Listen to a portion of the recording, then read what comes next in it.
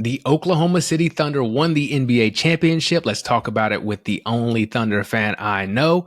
Speaking of things I know, I'm sponsored by Turn the Page Travel, page spelled like Becker's, and you need to hit them up if you want to go to Disney World or Disneyland or wherever you want to go to celebrate a championship, whatever, take a vacation, write your next adventure with Turn the Page Travel. Check out turnthepagetravel.com. And what else was it? Oh, yeah. Let that moment pass without talking to the only Thunder fan I know. You know him. You love him. Friend of the show, friend of mine, host of At the Plate with Danny Foxworth. Since we last spoke, growing up low country with Liz and Danny, and a wicked good time. Welcome back to the program, Danny Foxworth. Danny, man, how's it going? Oh, man, bro, I'm still on cloud nine, man. Thunder up till the sun gets cold. Yes, and correct me if I'm wrong, but you are an OG Sonics fan, correct? Correct. So we're going to get into that, but I had to dig into the archives for this. I had to come correct. Got to put it on. Got the throwback Sean Kemp jersey. So and let me put my uniform on before we get started. And the irony of that is 17 years ago today, the Sonics left Seattle. Yes. Yes. So this is good. We're going to cover it all. Let's start off with, how does someone from Moncks Corner, South Carolina, become a Seattle SuperSonics fan? Well, the answer to that question is basically the reason why I choose the majority of the teams that I choose to root for is because nobody else was rooting for them. And during that time period in the early to mid 90s, everybody and their mom was a Bulls fan. And full disclosure, I think Jordan is the GOAT, but I've never been a fan of Michael Jordan. You know, I think we both share a common favorite player in Hakeem Olajuwon. The dream, true. But it was in 1993, and I started following them in the playoffs. And I think this was right around the time when my parents where we lived at, we couldn't get any cable, so they just got a satellite dish. And with that satellite dish, I was able to watch Sonics games on the local affiliates in Seattle. So I slowly started to pay attention to what was going on with the Sonics, because I knew of Kemp and I knew of Gary Payton because of NBA Inside Stuff, and always seeing him on Jam Session Payton throwing lobs to Kemp. But I didn't really start paying attention to the Sonics as a whole team. Again, the 93 playoffs is when I really started to pay attention, and specifically the Western Conference Finals. And they ended up losing to the Phoenix Suns in 7 games. But I was like, man, I don't know anybody else that's rooting for this team. And this team has shown a lot of heart, even though they lost the series. I think this is the team I'm going to hitch my wagon to. And that's how I became a Sonics fan. Man, that was a squad right there, because I got the Kemp throwback on. For my money, the best big man dunker of all time. I will not disagree. Aesthetically pleasing, the way that he caught lobs from Gary Payton. Like I still to this day, if I have nothing else to do, I'm gonna go through and watch the highlight tapes of those two connecting for alley-oops, because it just, even his dunk, like the Lister blister, and when he dapped up Chris Gatling after dunking on him, like those are two of my favorite dunks of all time. Just yes. So growing up a Sonics fan, that was a really good team. You mentioned I was a huge Hakeem fan and a Rockets fan, and the Sonics were a terrible matchup for the Rockets. What were some of your favorite Sonics moments growing up in the 90s? Man, I think first and foremost would have to be them going to the finals in 96. And everybody, all of my friends basically said, it's going to be a sweep. I don't know why you getting so excited for this finals matchup. And I want to say the Bulls were up 3-0. So it was looking like it wasn't going in my friend's favor. But then I think they rattled off 2 straight before they ultimately lost in 6 games. But it was that one, because especially with considering what happened the 2 previous years, that was those 2 years. I tell you, those were probably some of the lowest years personally as a sports fan. But yeah, I definitely have to say the highest moment was them going to the '96 finals and getting their redemption. Yeah, I definitely, that was one of probably the second finals I paid attention to. The first one was going to be Magic Rockets, but that one, Kemp was hooping Yeah. in that one. I remember the series flipped. They talk about this in The Last Dance too, when George Karl put Peyton on Michael Jordan, and he bothered him just enough. I feel like Gary makes it seem a little bit more than it was, but he Yeah. bothered him just enough to where they could keep it close and steal a couple of games. I'm trying to think the the moment that stands out from that series: Frank Brakowski and Dennis Rodman.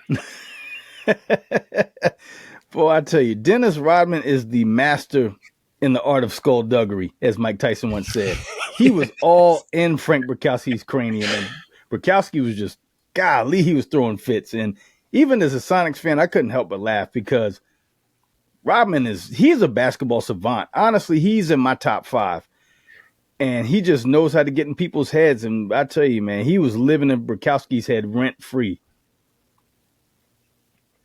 Yeah, I feel like he won a couple of games with his rebounding in that series. But you're right, the antics. I think the fact that Frank Brakowski looks like a guy named Frank Brakowski too. Yeah. That was like, this dude's got the perfect name, and then he's getting rattled. It reminds me of the Simpsons episode with Homer was driving Frank Grimes crazy. I don't know if you were a Simpsons fan, but that's what it reminds me Yes. of. So yeah, almost won that one. Kind of looked like y'all had a squad, and then Kemp goes to Cleveland. So in those kind of intermediate years where you still had GP, but then you had Ray Allen too, what was it like being a fan for you? It was a little bit of adjustment. It was bittersweet seeing Kemp leave and then getting Vin Baker to fill in for him. And, Vin Baker, he did an admirable job, but he's an earthbound power forward. Yeah. He's not going to catch lobs, but, he did what he could. But it just didn't feel the same without Kemp being on the roster. Yeah. And so you mentioned it. Y'all get KD in the draft and then find out that the team is moving to Oklahoma City. It's the anniversary of that happening. What was your initial reaction to that? Because that's something I've never experienced, where I'm pulling for a team and then it's like, all right, and now you're pulling for a new team because they're moving. Yeah. What was that like? Yeah, I was worried for a second. I had a little trepidation because Clay Bennett had just bought the team. I can't remember who the previous owner's name was. It escapes me. But basically, Clay Bennett bought the team, and he was pressuring Seattle to get a new arena for the Sonics to play in. And when the city said no, he was like, all right, we'll pack our bags and we'll go to OKC, because I think Clay Bennett is based out of OKC. And that's I was like, wow, this is really happening. It was hard for me to wrap my mind around. Actually, there's a really good documentary talking about the move to Oklahoma City. It's a documentary called Sonics Gate. I think it's still on YouTube. But yeah, it really gets into great detail about what happened after Clay Bennett bought the team, and basically the minutia of what happened and what led him to move the team to Oklahoma City, and the failure for them to satisfy him with getting a new arena was one of the biggest catalysts in them moving. But I was like, you know what? They're going to OKC. I'm going right along with them. I'm not about to sit here just teamless, with my hand out. Like, can somebody, with my cup out, like, somebody please help me? I was like, you know what? They're going to OKC. I'm going to go to OKC with them too. Yeah, I wonder what that's like, just being like a fan free agent and what you do.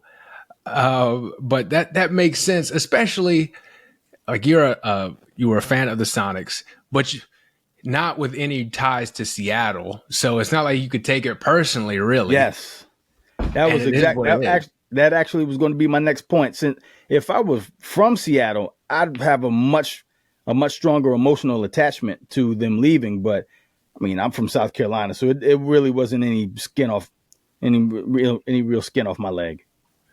That makes sense. So Because I got to watch that documentary because I've read bits and pieces, and basically the reason for Seattle not getting a franchise back, from what I have gathered, is David Stern's ability to hold a grudge now from beyond the grave too. I feel like he was Yes. so, from what I've seen, he was so angry that they would not give them a new lease. What was it, Key Arena that they were Yeah.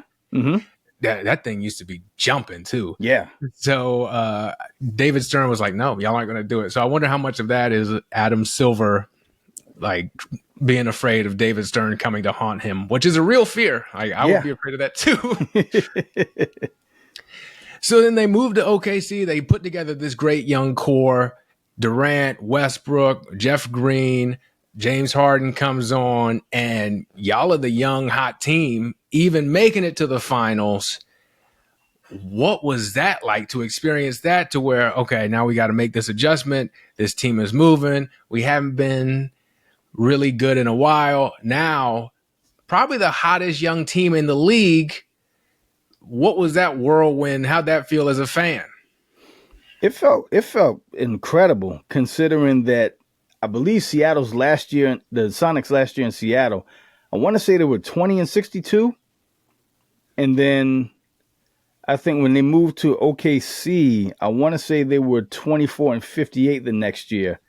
And then I think either the following year or the year after that, they ended up going to the playoffs. I think they lost to the Lakers in the first round. And that's when I was like, okay, I think we got something in Russell Westbrook. That when I can't remember the exact year they lost to the Lakers in the first round, but I was like, okay, yeah, Russell Westbrook is the real deal, and everybody else is going to see it eventually. And sure enough, 2012, the Young Guns make it to the NBA Finals. I mean, that they really exceeded my expectations. They were down 2-0 to the Spurs in the conference finals, and then fired off 4 straight wins. I was like, wow. And then they just ran into the buzzsaw with the Miami Heat. But I was proud of that team. I was a little heartbroken to see that they couldn't keep all of the pieces together. They chose to, Harden left, and they kept Serge Ibaka, and it hadn't been right since Harden left. But yeah, those were some special times. Yeah, because I remember as a Lakers fan now, I was very concerned about that team, and turned out rightfully so. And I remember the Meta World piece to James Harden skull rearrangements. That was a regular season game though, but Yeah. boy, he elbowed the fire out of him. Yes, he did.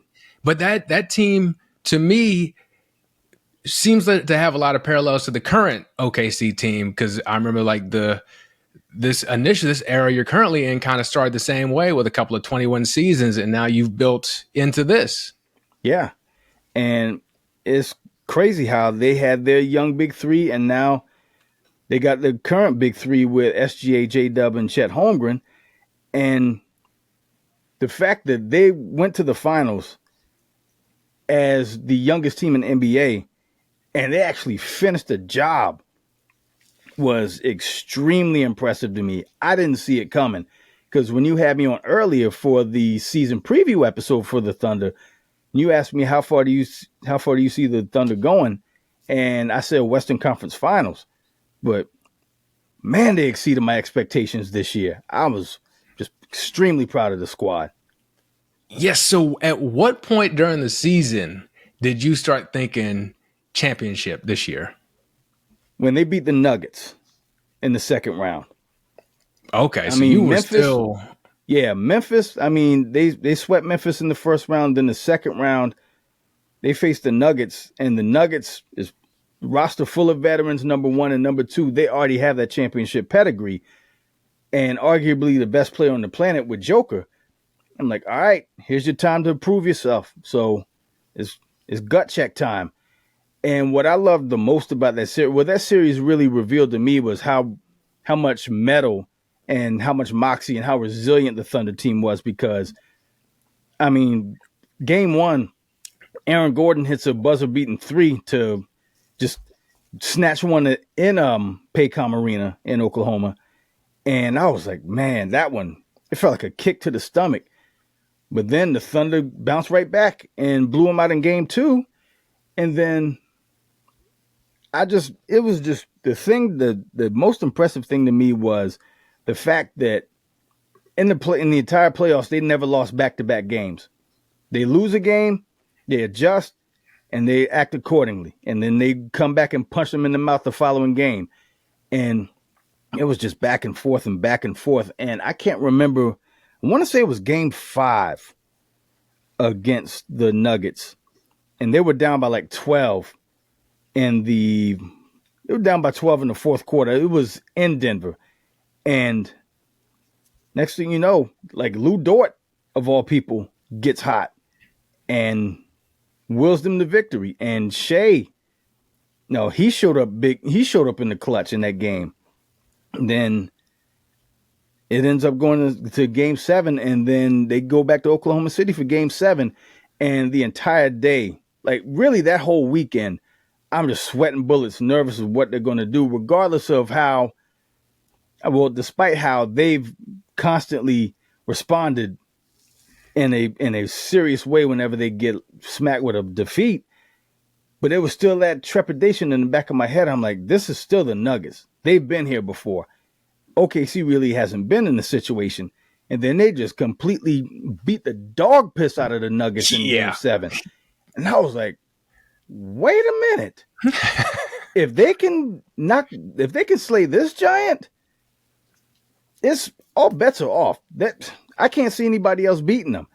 And then they get to the Western Conference Finals and they lose. And I think they lose game 2 to the T-Wolves by like 40-something points. And they bounced right back and ended up winning a series in 5 games. And I was like, all right, it's go time. NBA Finals. It's feeling like 2012 all over again. And then those damn Pacers. What a team. It's like the Undertaker. Whenever you throw him he's on the mat, and then he just gets back up and rolls his eyes back. I'm like, oh boy, here we go again. It's game 1, same outcome as the Nuggets game 1. I mean, Halliburton hitting the go ahead. I mean, the Thunder led for like 48 minutes or for 47 minutes and like 58 seconds. And Halliburton again snatched their hearts out in front of OKC's home crowd. And I'm like, oh boy, here we go again. And then game 2, OKC responds with a win. And then it's just back and forth, back and forth. Every time Indiana punched OKC in the mouth, OKC would recalibrate and then deliver their blow. And again, getting to game 7, I thought I was nervous for the Nuggets game 7. I mean, this one here, this is for all the marbles. And that whole entire Sunday, I could not function. I'm not even going to sit here and lie to you. I'm like, man, they have the chance to win the OKC's first title. You know, they're the youngest team in the league. They could possibly be the second youngest team in NBA history to win the title. And Halliburton gets off to a hot start. I didn't catch the first half. I was just thumbing through the timeline. And I'm seeing, boy, Halliburton's out for blood. Halliburton's out for blood. And he hits 3 threes. And he's talking his shit. And I can't remember where I went. I actually left McDonald's. I sat in my car. I thumbed back through the timeline again. Then it just went from Halliburton's on fire to, oh no, prayers up. I'm like, has my worst fear been confirmed? No, because I saw KD try to play with a calf strain when they played the Raptors, and I saw how that happened.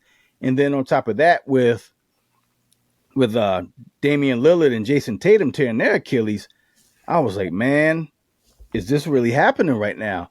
And then when I actually saw the clip of him on the ground just like pounding the court, I was like, oh man, it sucks. I prayers up to him, but I was like, all right, it's time for y'all to take advantage of this. And even then, in that first half, I was just like, man, what are y'all doing? And then they created that separation, and they started to create that separation in the third quarter. And even then, based on the Pacers' track record this entire playoffs, I was like, okay, you cannot get comfortable. I don't care if you're up by 300 points. You cannot get comfortable. Keep your foot on the gas. And at one point in the fourth quarter, They were up 94-79. And I swear to you, Brandon, I blinked my eyes one time and the Pacers were on an 11-1 run. And I'm like, I'm so sick of this damn TJ McConnell. That guy, ridiculous. Yeah. I can't believe how he's doing teams in the playoffs. Because he looks like someone's science teacher, and he's just out there. And it's not like just a perfect knowledge of how to use his body to make things happen. It's just ridiculous. Like, I don't, because clearly you think you can stop him, especially the defenders y'all got and Caruso and Dort and everybody. Mm-hmm. I don't know. That man is incredible. He is, or as Bomani Jones would call him, he's a TJ McConnell Ladova. Yes, that's a great comp, because you're just like, what in the world? I think the first guy who did that, where I was like, where'd this dude even come from? How is he unstoppable? Is Raja Bell in the Sixers Lakers final? I was like, yes. Raja Bell, man, where'd he come from? So, and like, I'm familiar with TJ McConnell, but I didn't know TJ McConnell was about to do this to people. So that had to be very nerve-wracking, because now it kind of seems like all the pressure is on the Thunder, because you're at home, Game 7, their star player is out. But the way that the Pacers have been doing it, like Halliburton, incredible piece for them, clearly, but they have so many other things that they've been able to withstand him having bad games. Mm-hmm. So it kind of seemed like a matter of time until they got their footing. So now you got TJ McConnell coming to try and ruin your first championship. Yes. I can't even imagine. Boy, if TJ McConnell was the one to do it, I can't even imagine how you would handle that. I would have ate my coffee table, Brandon. It would not have been a good scene. The closest I came to eating my coffee table was that Saturday night game against Golden State when Curry heaved it from the logo to win it. Oh my gosh. And Mike Breen just hit that bang, bang. I was like, I hope you get laryngitis. Oh my goodness. I remember watching that game. I had a sinus infection, and I thought I had taken too much NyQuil because I couldn't believe what I was seeing. This man just put up and launched from almost half court. Oh, yeah, that was brutal. Yeah, so if McConnell would have did that to OKC in Game 7, it would have been bad in my house. It was good. But y'all pull it off. You survived. Yes, they did. TJ McConnell. You survived The Undertaker, which is exactly what David Stern would do if a team tried to move back to Seattle. You survived that. You pull it off. Has it even begun to sunk in yet? I'm still on cloud 9, bro. Man, I'm telling you, I think they was still had a comfortable lead. It was about a minute left. I went to the bathroom, and when I came back, my phone was just full of text messages wishing me congratulations. Even my mom. And my mom's not into sports. And she was like, y'all boys did it. She was like, yeah. She was like, me and your dad, we actually sat and watched the third and fourth quarter. Oh. I was like, man, how about that?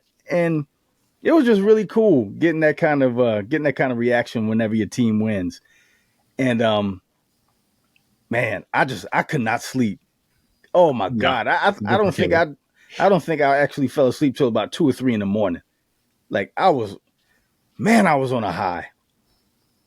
No, I'm right there with you. That's what it was with the when the Dodgers won. We're both Aces fans. When they won, yes. We won't talk about them now because whew. But when they won, it was the same thing. Just the adrenaline. Who throughout the championship run really surprised you the most with how they stepped up? Man, I feel like Lou Dort. Lou Dort, yes.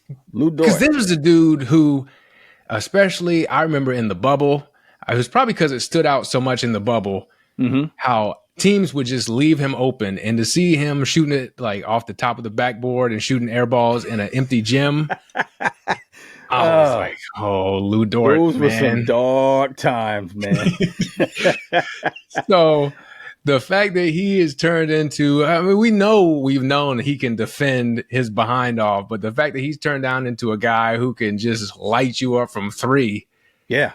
I never would have believed it. I never would have put, because that's one of those skills where people think, well, if they just practice more, they'll be able to hit more shots.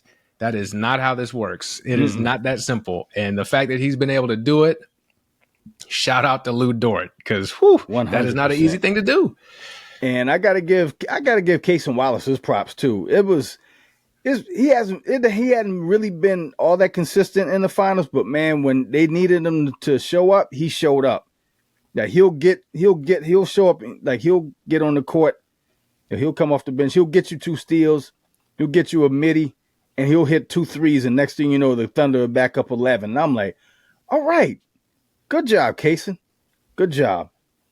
I think that's really the story of the Thunder for me. Is you clearly got the star in the MVP in Shea, but it's just such a well put together team. And I remember us talking about it in the preseason with adding Isaiah Hartenstein too, which was really the missing piece to me, just someone who could handle business in the post. Yeah. But just up and down, the way that y'all have put together that roster is just incredible. It's incredible. It's not fair. It's incredible. I completely agree. So how are you feeling heading into next season? Because like you said, we got Halliburton will not play with the Achilles, which you're right. That moment was brutal because it was gearing up to be, for someone who didn't have any interest in the game other than as a basketball fan, it looked like it was gearing up to be an all-timer. Yeah. And then to see him like that on the court, especially as someone who has ruptured their own Achilles and you know what it means, you're like, no. So you got that. We're seeing the different shakeups throughout the league. Tatum's going to be gone next year. I don't even know where Dame Lillard would have played anyways because the Milwaukee just got rid of him. Yeah. So the team that seems set up to do the best next season would appear to be the Oklahoma City Thunder. So not only are people be gearing up to play y'all, but also I did my haters guide to the final. And what I found is that the online basketball fans do not like the Oklahoma City Thunder. Yeah. Like there's a lot to, so what is it like after so many years of you've been pulling for the underdog and now you're pulling for a team that has a target on their back and they're hated? Hey, heavy is the head that wears the crown. You know, amen. Whenever you're up, people are going to have their things to say. So that comes with the territory. I can't even be mad. Kiss the ring. Yes, bring on all the commercial jingles that y'all got. Yeah, we're gonna keep doing it with the. What was that? Was that an AT&T commercial? I've seen. It was some cell phone commercial with him, with Shay, J-Dub, and Chet. Yes. So, and the What a Pro Wants commercial. That jingle. That's what it is. I do still have some nightmares about that, but that was rough. So, are you feeling good next season for your title chances to repeat? You know, as of right now, yes. But considering the free agency moves that both the Nuggets and the Rockets made, it's going to be interesting because they really made some real solid moves. Yeah, Houston getting KD. As a Thunder fan, I do have to ask, do you hold a grudge against KD or how do you feel about him? Nah, I don't hold a grudge against KD. I won't lie to you, though. I'll never forget where I was when he made that announcement. It was actually on July 4th. I was sitting at the bar. It was a spot on Market Street called Another Broken Egg Cafe, and I would always go in there and get my shrimp and grits. Halfway through the shrimp and grits, right at noon, ESPN with the breaking announcement, KD is going to Golden State. I couldn't even finish the rest of my food. I was like, this man can go to hell. I didn't know whether to cry or to throw up. It was just bad. A weird day because I remember that. I was like, you mean the Golden State team that they almost beat that just won 73 games and lost in the final? Like he's going to them? I just could not. And the way he framed it is really where he went wrong too. Like that was the hardest road, bro. Like they could have played me at small forward and won a title. So I don't know if that was the hardest road, KD. So I don't know. I do think y'all are set up pretty good though. Yeah, I think so too. And I like the draft pick they got this year is Thomas Sorber. He's a forward center from Georgetown. 6'10" guy, got a 7'6" wingspan. I think he'll probably be Hartenstein's eventual replacement whenever Hartenstein leaves. But really good footwork, solid defender. So I'm looking forward to see what happens with him. Actually, the guy we talked about in the preview episode, Dylan Jones, who was the first round pick, they ended up trading him to the Wizards, I guess, in order to make room for Thomas Sorber. And then they got got a guy, I can't even remember his name. He's from Northwestern. It's a 6'6" guy. I think they're going to put him on a 2-way contract. So those were our picks this year. Yeah, that's OKC is one of those teams I would not make a trade with, because it seems like y'all always know something that the rest of the league doesn't know. Sam Presti. And Presti we does trust. His homework. Yes. So I asked you about the grudge with KD. How much do you love Paul George? And Paul George, he was just like, he was whatever to me. It's like, okay, he's here, cool. I don't know why I wasn't all that excited about them getting Paul George.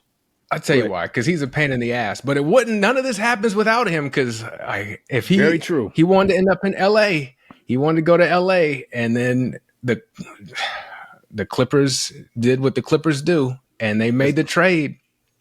And for SGA, and look at what SGA has become. Just the curse of Donald Sterling. Whew.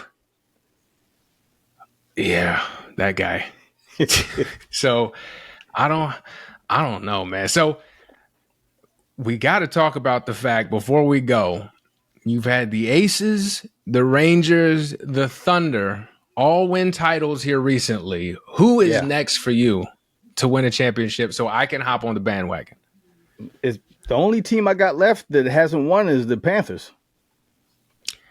Man, I'm a Panthers fan. If you pull that off, I don't even know.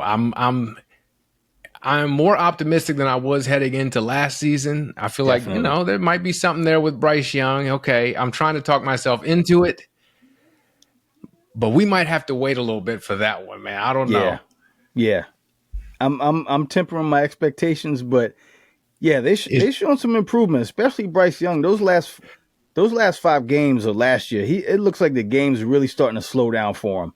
And I was like, man, this is a step in the right direction, because I, like a lot of other Panthers fans, completely threw him in the bushes when he couldn't get it together in the first half, and then they benched him for Andy Dalton. And Andy Dalton does what he does. He'll throw 300 yards his first start, and then he goes back to being 40-year-old Andy Dalton.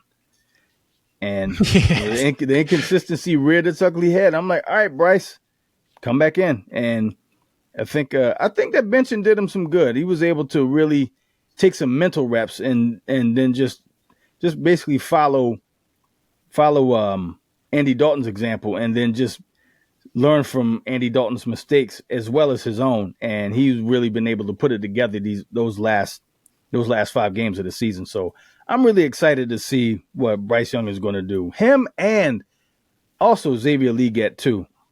Oh yeah. I don't know if you saw that footage of him running them drills, but man, it makes no sense for him to be that, because he clearly added on some muscle, but for him to be that big and to also be that twitchy is crazy.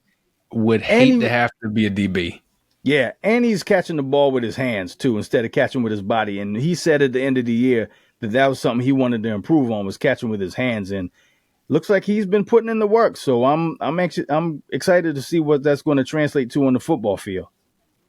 Yeah, that would be incredible for me. And Bryce Young too. He's someone who, when you hear his interviews and stuff, you want to pull for him.